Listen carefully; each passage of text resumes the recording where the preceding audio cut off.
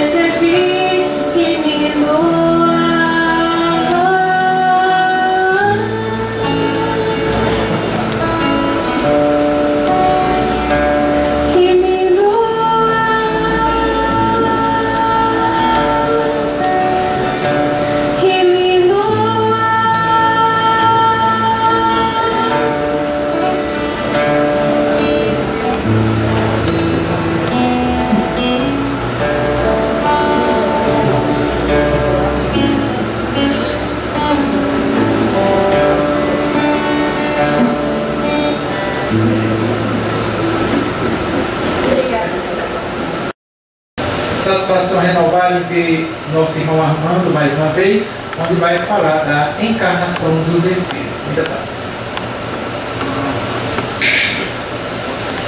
Estimados irmãos em Cristo, que a paz do Mestre Jesus nos fortaleça, nos oriente, hoje e sempre.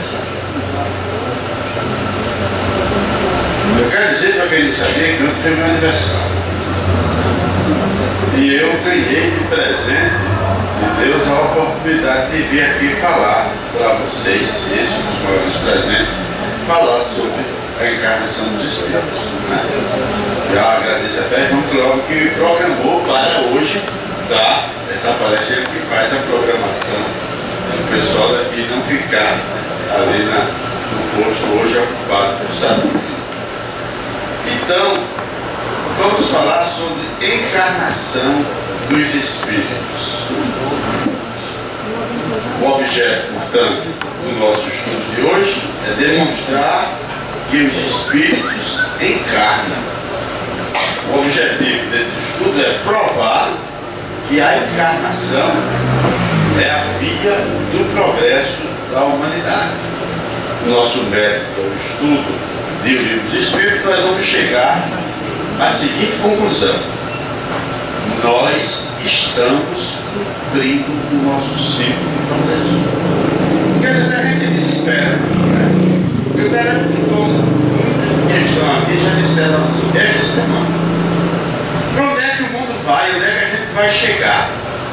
Eu acho que muitos já se fizeram essa pergunta hoje. Mas não se preocupem, nós estamos cumprindo o ciclo do nosso progresso. Nós vamos chegar a esta conclusão do dia de hoje. Pois bem,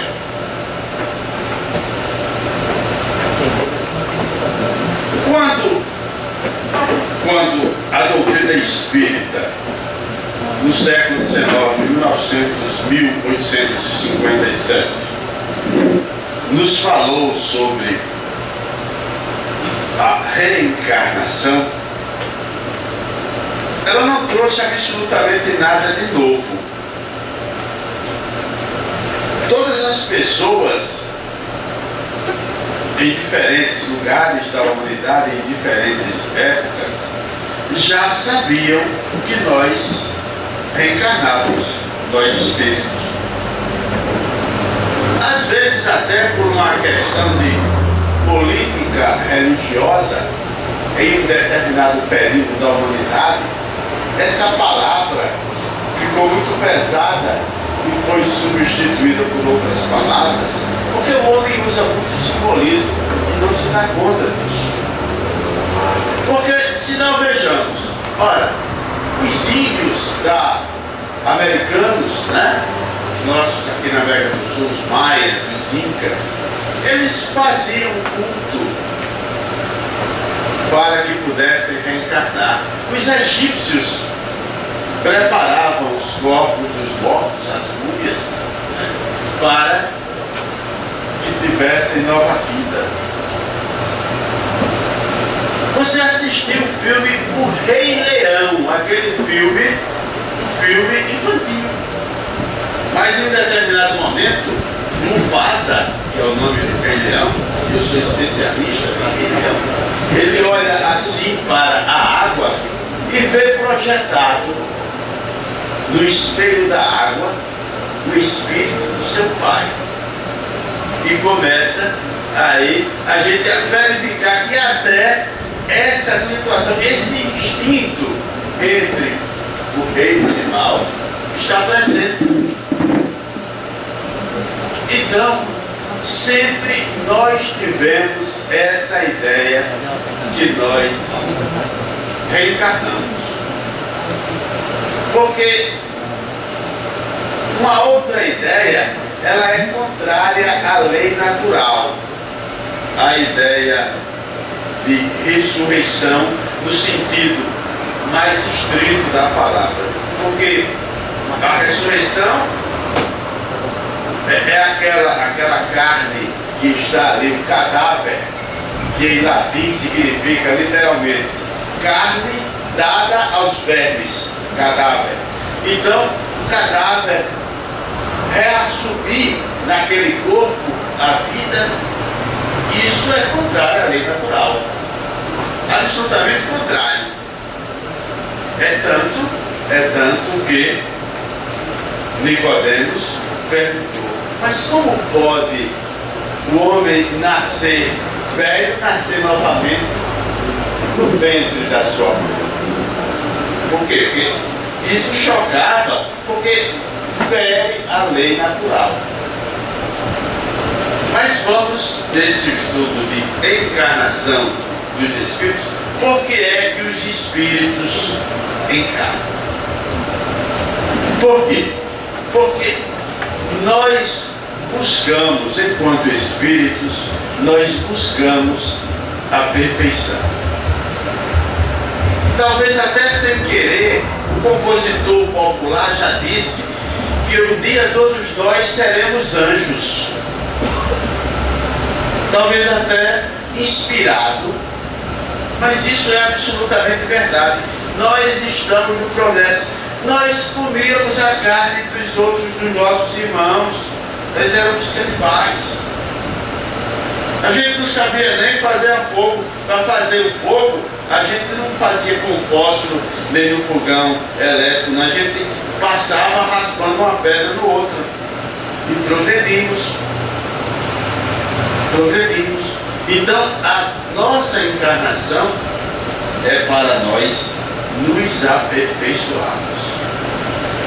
E como no ditado popular se diz que a gente só tem duas formas de aprender: pelo amor ou pela dor.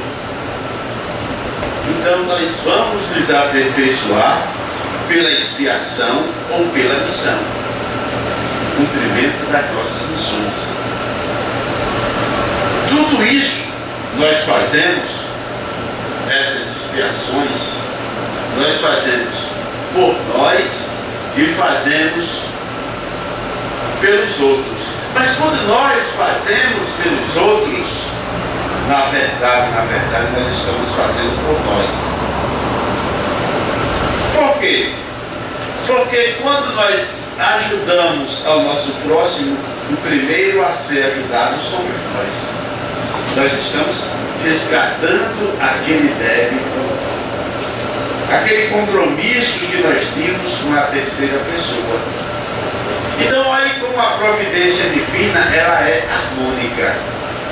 Ela faz com que, no mesmo instante em que a gente beneficia, a gente seja o primeiro beneficiado. E o homem inteligente, quando ele tem a plena consciência disso, ele vai viver para ajudar. Quando ele tem essa consciência de que, quando ele ajuda, ele é o primeiro ajudado, ele jamais vai deixar de voltar a sua atenção para o próximo. Porque tem um detalhe: não, eu cumpro o meu dever. E o que é cumprir o seu dever? Nós não só cumprimos o nosso dever quando nós deixamos de fazer o mal com os outros. Não é? Para que nós realmente cumpramos o nosso dever, nós temos que fazer todo o bem que estiver ao nosso alcance. Porque se nós não fizermos todo o bem que estiver ao nosso alcance, será indagado quando retornarmos à espiritualidade. Igualmente naquela parábola dos talentos que o Evangelho de Jesus nos traz, quando o Senhor viajou e deixou os seus empregados com o talento, aquele que, em vez de progredir ajudando aos outros, enterrou o talento, foi punido. Quando a gente não ajuda ao nosso próximo, nós fazemos igual àquele mau cérebro que enterrou o talento que ele foi dado. Nós, enquanto espíritos, nós fomos criados simples e ignorantes. Por quê? Porque ninguém vai duvidar, ninguém vai questionar que todos nós somos criaturas de Deus. Ninguém duvida disso. No mundo cristão, ninguém duvida disso. Ninguém vai duvidar também que Deus é justo. Olha, se todos nós somos criaturas de Deus, por que é que Ele ia criar uns mais aquinhoados ou mais afortunados que os outros? Aí Ele não seria justo. Por quê? Porque Ele estaria beneficiando uns em detrimento, em prejuízo de outros. Então todos nós, enquanto espíritos, nós somos criados simples e ignorantes, iguais em todas as possibilidades. Toda a possibilidade que tem o meu vizinho de progredir moralmente, tenho eu. O que é que me falta?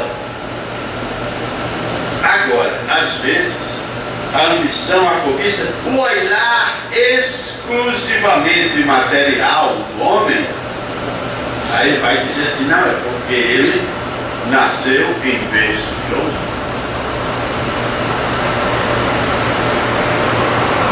E você não nasceu por quê? Porque a providência divina é tão boa que sabia que se você nascesse em berço de ouro, você seria um vagabundo, não ia fazer absolutamente nada, não ia trabalhar. Em encarnações anteriores você teve tudo isso e só fez foi explorar o próximo. Aí a gente diz, não, eu vou ter piedade dele e não vou deixar ele nascer em berço de ouro novamente não, senão ele vai aumentar seu débito.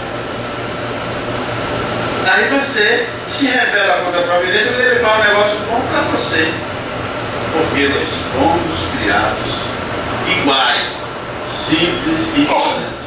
Nós somos uma folha de papel em branco. E nós mesmos somos nós quem escrevemos o nosso futuro. Esse negócio eu digo que esse anúncio de assista a isso e prever o passado, o presente e o futuro, eu sei fazer tudo isso. Vocês também sabem fazer tudo isso. Por quê? Porque a lei de causa e efeito é absolutamente normal. Olha, preste atenção como é que você prevê o futuro. Eu vou plantar aqui milho. Vai nascer feijão? Não, nasce milho. Eu estou prevendo o futuro. Então, se eu planto amor, se eu planto concórdia, se eu planto harmonia, o que é que eu vou colher? Estou ou não estou adivinhando o futuro? Isso é você trabalhar o seu presente, que você não precisa pagar a ninguém. Você vai saber qual é o seu futuro. Por quê? Porque é para isso que existem várias encarnações. Nós somos os únicos artífices, nós somos os únicos protagonistas das nossas penas ou dos nossos lucros. Saturnino fez as maiores falcatruas no serviço dele. O problema é dele, eu não vou ter problema absolutamente nenhum por conta disso. Agora eu fiz no meu. Aí se prepare, né? Não tem esse negócio de esperar e puxar só pro bucho, não. Se prepare que vai puxar pro espinhaço aí. Vai ter consequência. Agora eu fiz a coisa tudo certa. Eu vou ter um fruto de certo. Você sabe por que é que nós temos medo da morte? Nós temos medo da morte. Porque inconscientemente nós sabemos que nós temos muitas missões a cumprirmos aqui na Terra. Muitos resgates. Aí nós sabemos que nós resgatamos poucos. Aí nós temos medo porque quando nós retornarmos à pátria espiritual, nós temos cobrado. Eita, nem fez isso, né, bichinho? Nem fez isso. Nós somos cobrados, a gente quer adiar essa prestação de contas. Ao se você vai cumprindo as coisas, tudo tranquilo, você não está nem aí. Está chegando o tempo. Os grandes espíritos, os espíritos de escola, né? Então, esse exemplo, como eles encaram. E o que é alma? Né? Porque é preciso a gente analisar alguns significados. Né? Quando a gente fala encarnação de espírito, a gente não pode se dissociar do termo alma. A alma é o espírito encarnado. A alma faz com que esse espírito encarnado que esteja animando, inspirando para que eu fale agora, tenha como objetivo me purificar e me esclarecer para que, conforme a música, um dia eu, como todos nós, possamos ser anjos. Então, o objetivo da alma, do espírito encarnado, é esse. O homem, nós somos seres integrais. Nós somos esse corpo e somos a alma, o espírito encarnado que anima esse corpo. Existe um terceiro elemento, o elemento semimaterial, que se chama perispírito. Mas para não confundir muito e para dar uma simplificada, é para que possa dar, assim, digamos, esse frisson, para que não fique essa matéria inerte, para que interaja o perispírito que é o envoltório primário do espírito, é aquele elemento de ligação entre aquela massa corporal e o meio do espírito. É como se em um vegetal nós tivéssemos a casca, a polpa e a semente. É o corpo, o espírito e o perispírito. Porque, na verdade, seres integrais que nós somos, nós precisamos, o espírito precisa do corpo para que possa executar as suas ações, ao mesmo tempo em que o corpo necessita do espírito para cumprir a sua função de instrumento. Suponhamos que o pedreiro, ele precisa daquele corpo, daquelas mãos, daquela energia que contém o seu corpo para construir a edificação que vai proteger outras almas, outros espíritos encarnados. O médico que vai cuidar da saúde corporal para que os espíritos possam ter uma sobrevivência maior, ele tem também essa missão. A parteira que vai fazer com que o nascimento seja realmente facilitado e não seja como em um tempo da barbárie, cada um, enfim, tem a sua finalidade. Por quê? Porque esse somatório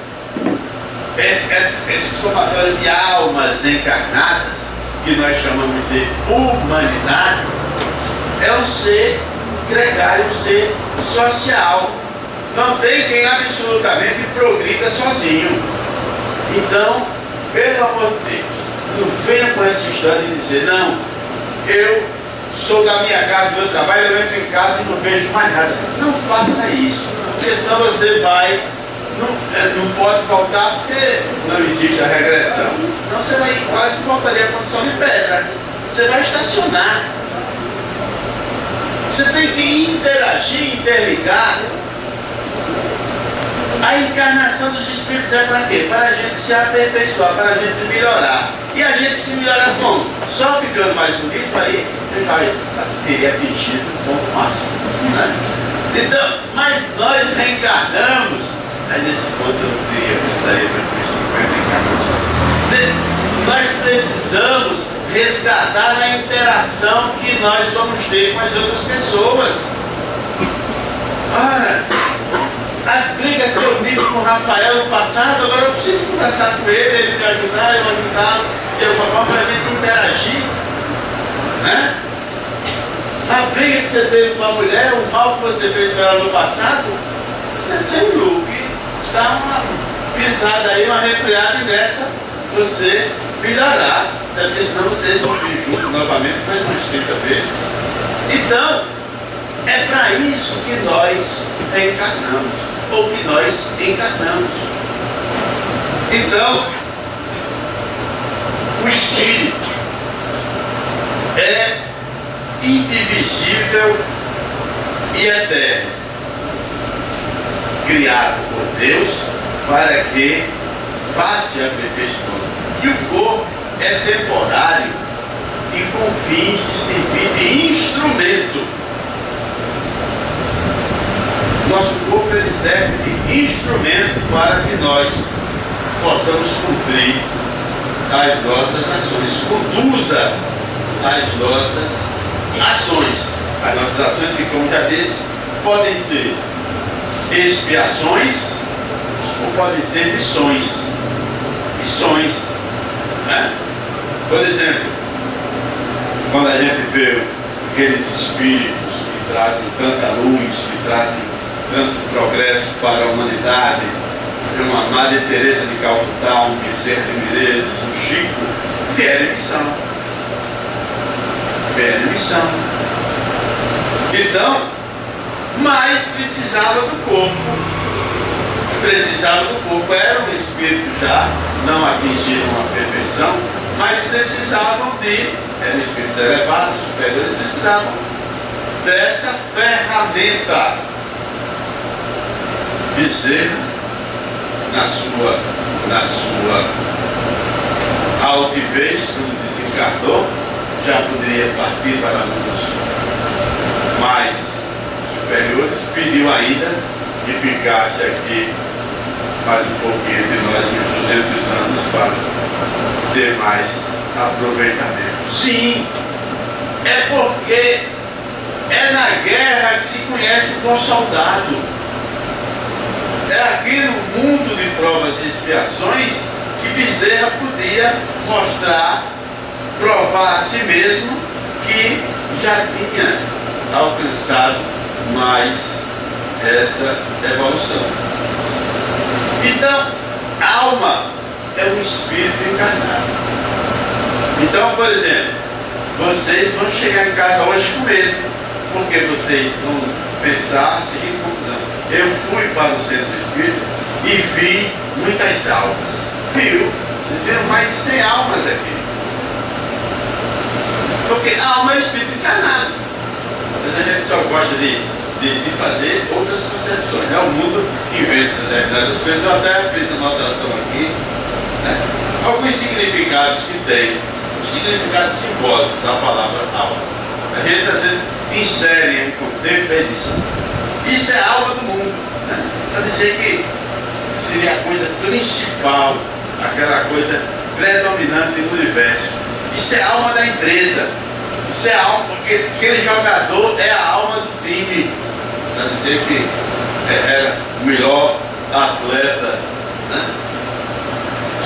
E tem outras coisas que a gente diz: isso feriu até a alma. Para dizer que quando atinge mais intensamente, uma agressão mais profunda, a gente diz isso. Né? E a gente também costuma dizer que viu algo. Quando viu o que? Substituiu para dizer que viu o fantasma. Né? Então, vocês vieram para cá hoje e viram muitos fantasmas, muitas almas. Eis-me aqui. Eu, uma alma. Mas não tenham medo. Não tenho medo, porque a alma que você está vendo, você tem uma igual. Se você tem medo, você, quando se olhar no espelho, também você vai ter medo. Porque a alma está em nosso próprio corpo, uma vez que nós somos seres integrais. Agora, é evidente que ela vai mais intensamente habitar aquelas regiões do organismo onde possa transmitir o pensamento, onde possa fazer com que nós nos manifestemos mais, né? Portanto, que ela ataca, ou ataca não, ela habita uma região que se chama entre os dois gênios, né? Entre os dois hemisférios cerebrais, para que possa daí fazer todas os comandos, as informações que nós temos, né? Por quê? Porque evidentemente que com o nosso corpo não pensa, o nosso corpo não tem inteligência. Por que não tem? Querem ver como o corpo não tem inteligência? Eu desencarno agora. Como diria o locutor do futebol, está lá um corpo estendido no chão. É a mesma composição química da matéria que agora que está falando. É a mesma composição química. Não tem diferença absolutamente nenhuma. Só que depois de algum tempo, por não haver circulação, não haver retroalimentação, vai haver necrose de algumas dessas situações. Mas, na verdade, essa influência do espírito no nosso campo intelecto-moral vai fazer com que a gente comece a pensar e criar algumas situações de opções de livre arbítrio. Bom, precisa pensar de forma racional para dizer, por exemplo, tenho duas ruas a seguir, eu vou por essa ou por aquela. Eu tenho duas formas de ir para a casa espírita, eu vou a pé ou de carro. Eu tenho duas formas de ir, descalço ou calçado. Aí a proporção em que o nosso intelecto é acionado, nós vamos fazendo as opções. São opções simples, mas se nós não tivéssemos essa informação, nós viríamos para cá, por exemplo, descalço, pisando na brasa, no ferro. Por quê? Porque o irracional, quando ele está aqui para sair para o outro lado da rua, ele não pensa nada disso. Nós, seres integrais, espíritos pensantes que utilizam a razão, temos essas combinações. Agora é interessante diante de tudo isso, nós vimos ainda uma grande trava no progresso da humanidade. E às vezes, até trabalhadores da casa espírita se dizem assim, mas como é que pode? As pessoas não progridem. Tem fulano que frequenta a casa há tanto tempo e não se corrigiu, não pegou essa informação, enfim. Eu não sei mais o que é que eu faço. Aí eu converso e digo, meu irmão ou minha irmã, você fez a sua parte como trabalhador da casa espírita? Fiz. Então não tem problema. Não tem absolutamente nenhum problema. Por quê? Porque tudo tem seu tempo. Tudo tem sua hora.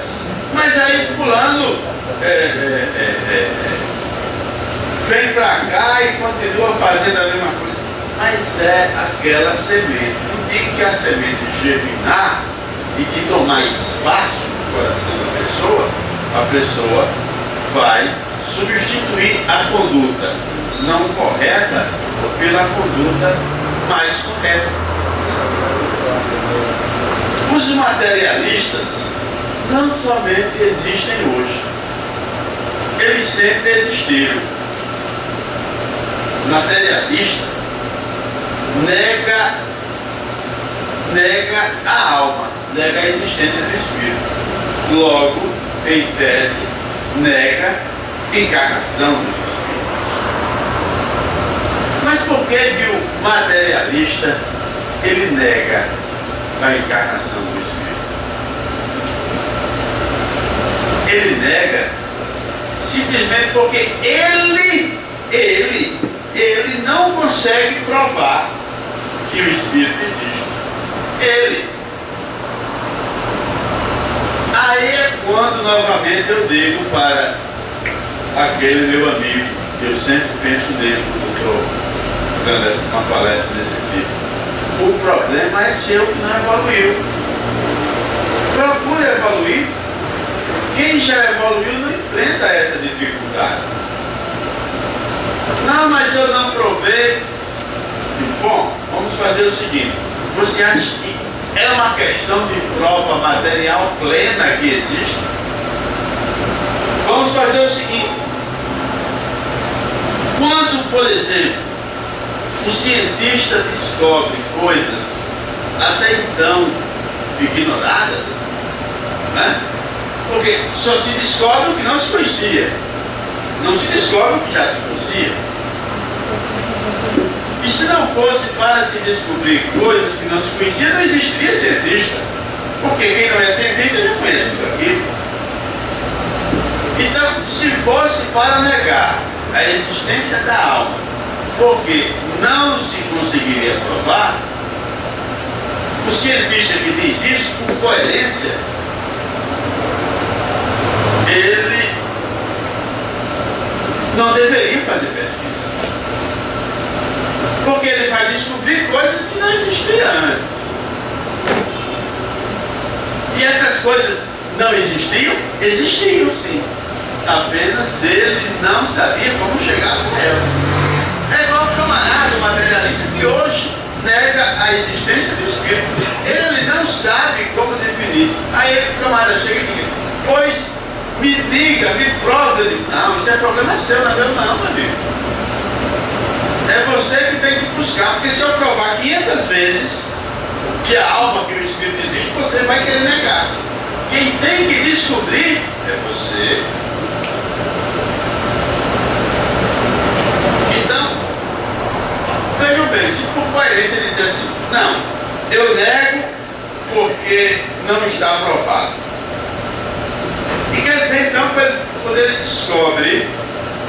descobre uma coisa que antes não estava provada, ele devia se considerar o maior dos ignorantes, que ele não sabia de nada, uma coisa que mora para onde ele descobriu. Porque, por exemplo, se o homem soubesse, se ele tivesse um pouco, só um pouco de humildade, os acontecimentos da vida já lhe ensinariam. Por exemplo, antes do microscópio eletrônico, praticamente os médicos quase que adivinhavam as enfermidades pela casuística das situações. Hoje o microscópio, hoje é muito fácil, o médico, com todo respeito, o médico fica olhando para mim, é muito fácil o médico chegar e dizer o diagnóstico do cliente, porque faz o exame disso, o exame daquilo, tira a radiografia, tem uma ressonância, e o meu joelho ainda doendo, e o meu amigo fica dizendo: não, mas o médico aqui sou eu. Eu digo: mas o joelho é meu, então é do meu joelho. Não é? Porque, vejam bem, se antes, por exemplo, o microscópio não sabia fazer tanta análise, e hoje sabe, antes eles eram ignorantes? Não, apenas não existia essa informação, eles não tinham como chegar. Durante a Primeira Grande Guerra Mundial, as pessoas morriam quando tinham determinada infecção, porque não existia a penicilina. Tinha gente que já estava quase se suicidando, porque era uma enfermidade que ia dar amputações múltiplas, etc. Aí, durante o transcorrer da Segunda Guerra, descobriram a penicilina. O homem era totalmente ignorante antes, porque não tinha descoberto a penicilina? Não. As curas dos cânceres, aí coquetéis contra a síndrome da imunodeficiência, que se descobre a todo tempo, e o homem não tem a humildade para dizer. Alguns, né? Eu sou muito fraco, não consigo ainda comprovar que existe o Espírito. Aí ele nega o Espírito e nega que é um ser integral. Ele nega que é um ser integral, é um ser capenga. Né? Infelizmente ele nega a si mesmo.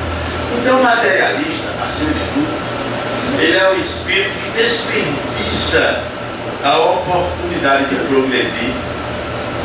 Porque às vezes fica duro eu dizer, porque o materialista é acima de tudo um orgulhoso, que não compreende, que não sabe um pouquinho da vida, e ninguém sabe tudo, ninguém jamais saberá tudo. Por quê? No dia em que você, Canidé, souber tudo da vida, você vai se enganar. Você já aprendeu tudo, já está tudo perfeito, então não queira saber tudo agora não. Porque senão você desencarna daqui que vai terminar de falar. Não queira saber tudo, porque você vai atingir a perfeição máxima.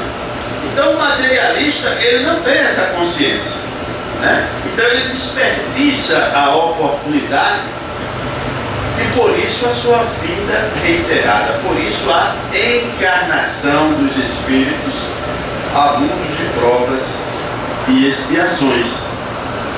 Agora o materialista, muito embora ele diga, afirme peremptoriamente que não acredita nessas situações, aí ele tem um horror imenso ao nada.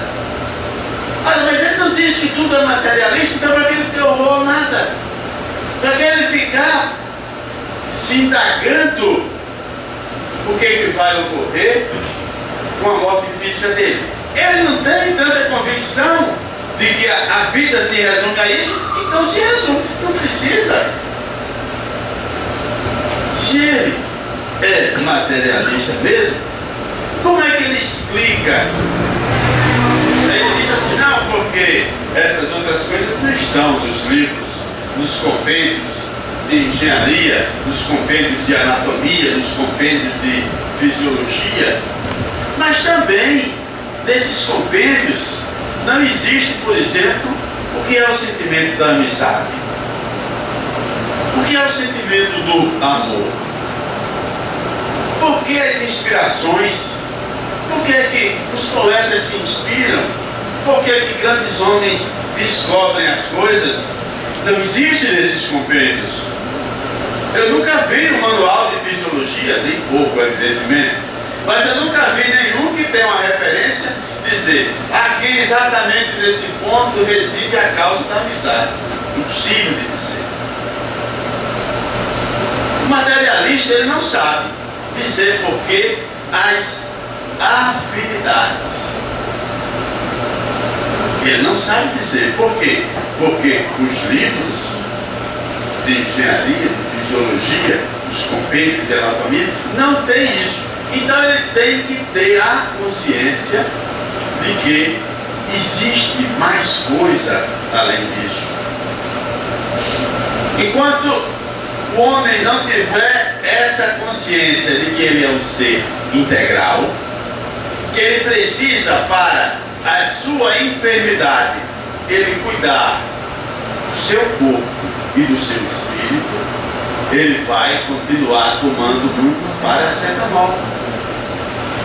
O médico gastando tinta aos horrores, turvo, e agora em 2 vezes os antibióticos,